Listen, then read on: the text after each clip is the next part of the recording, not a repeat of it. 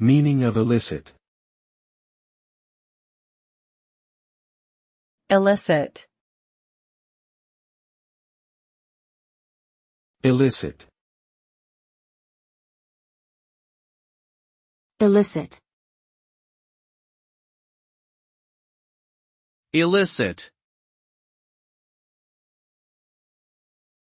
Elicit means to draw out or evoke a response or reaction from someone. When someone elicits a response from another person, they are able to prompt or stimulate a specific behavior or attitude. For example, a comedian may elicit laughter from their audience, or a teacher may elicit curious questions from their students.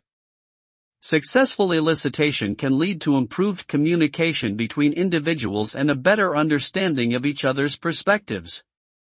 However, it is important to note that eliciting a response can also have negative consequences if done inappropriately, such as causing offense or discomfort.